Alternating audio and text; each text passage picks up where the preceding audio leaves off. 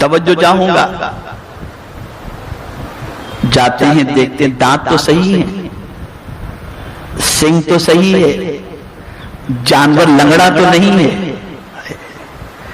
ایک یہی وقت ایسا ہوتا ہے کہ اللہ کی راہ میں جس جانور کو ذبح کرنے کے لیے جا رہے ہو تو اس جانور کو پورا چیک کیا جاتا ہے کہ اس میں کوئی عیب تو نہیں ہے. ذرا سوچو, جانور میں عیب تلاش کر رہے ہو کہ کہیں کوئی عیب تو نہیں, اور اگر عیب دار جانور ہے بھائی نہیں, قربانی نہیں کرنا ہے. لے آئے اور عیب پیدا ہو گیا, نہیں کرنا ہے نا. تو کیا یہ عیب سال میں ایک مرتبہ ہی آپ جانور ہی میں دیکھیں گے؟ ذرا کبھی اپنے اندر بھی تو ہم جھانک کر کے دیکھیں.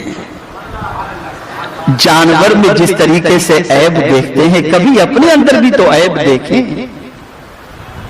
وہ لوگ جو اپنی عبادات پر غرور کرتے ہیں, اپنے قلت پر غرور کرتے ہیں, اپنی ریاست پر غرور کرتے ہیں, کیا ان میں سے کوئی ایسا بھی ہے جو یہ کانفیڈینشلی کہہ سکتا ہو کہ میرے روزے اور میری عبادت اتنی پرفیکٹ ہے کہ بارگاہ سمدیت میں 100% مقبول ہے؟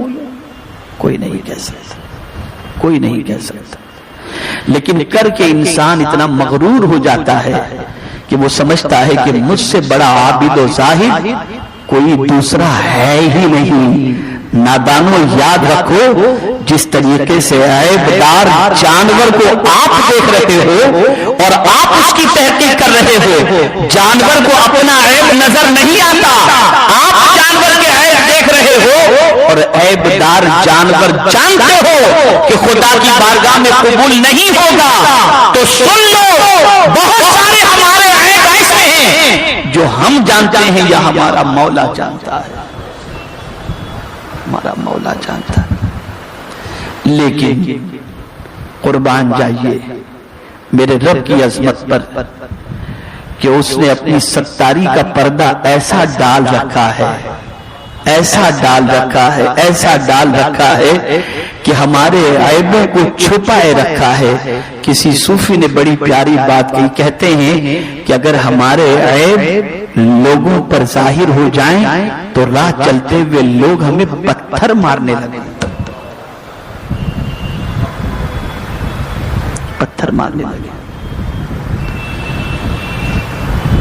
تو اے رسول اعظم صلی اللہ تعالی علیہ وسلم کے پیارے دیوانوں, رب کی بارگاہ کے اندر نہ گوشت پہنچتا ہے نہ خون پہنچتا ہے, اس کی بارگاہ میں دل کی کیفیت تقویٰ جو ہے وہ اللہ کی بارگاہ میں پہنچتا ہے کہ یہ قربانی تم نے کیوں کی ہے, کس کے لیے کی ہے, کس کی خوشنودی کے لیے تم نے کی ہے, کس کی رضا کے لیے تم نے کی ہے. تم اپنے دل کو ٹٹولو, کیا صرف ٹانگ کھانے کے لیے, گردہ کلیجے کھانے کے لیے تم نے قربانی کی ہے؟ تو اس قربانی کی کوئی اہمیت نہیں. ادائیگی تو ہو جائے گی لیکن اہمیت نہیں ہے, اس لیے کہ گوشت نہیں پہنچتا, دل کا تقویٰ پہنچتا ہے. دل میں جو اللہ کی محبت ہے وہ پہنچتی. اور یاد رکھو, یاد رکھو میرے پیارے آقا صلی اللہ تعالی علیہ وسلم کے پیارے دیوانوں, اسی لیے اللہ کی نشانیوں کی تعظیم پر قرآن نے بڑے واضح لفظوں میں فرمایا کہ وَمَن يُعَظِّمْ شَعَائِرَ اللَّهِ فَإِنَّهَا مِن تَقْوَى الْقُلُوبِ. جو اللہ کی نشانیوں کی تعظیم کرتا ہے اس کا دل متقی ہے, اس کے قلب کو اللہ نے تقوی والا بنا دیا ہے. اور تقوی بڑی عظیم چیز ہے, تقوی بڑی عظیم چیز ہے, اتنی عظیم چیز ہے, اتنی عظیم چیز ہے کہ اگر کسی کو خدا سے قریب ہونا ہے تو بھی تقوی اختیار کرے, اور کسی کو مصطفیٰ پیارے سے قریب ہونا ہے تو بھی تقوی اختیار کرے. حضرت معاذ بن جبل رضی اللہ تعالی عنہ کو میرے آقا صلی اللہ علیہ وسلم نے یمن کا گورنر بنا کر بھیجا. جب جانے لگے تو ارشاد فرمایا معاذ اب تم جب یمن سے پلٹ کر آؤ گے تو میری ملاقات نہیں ہو سکے گی. معاذ اللہ جو کہتے ہیں رسول اعظم کوئی غیب کا علم نہیں. میں پوچھنا چاہتا ہوں حضرت معاذ کو جب سرکار نے فرمایا تو معاذ یہ نہیں پوچھتے کہ سرکار آپ کو کیسے معلوم کہ آپ پردہ فرما جائیں گے؟ نہیں، بلکہ رو پڑتے ہیں. قدم ناز مصطفیٰ صلی اللہ علیہ وسلم کو پکڑ لیا، حضور میں آپ کی جدائی کو کیسے برداشت کر سکوں گا؟ تو یہاں بھی حضور نے قرب کی بات کی، قرب کی بات. ارشاد فرمایا اے معاذ کیا تم چاہتے ہو کہ قیامت میں مجھ سے قریب رہو؟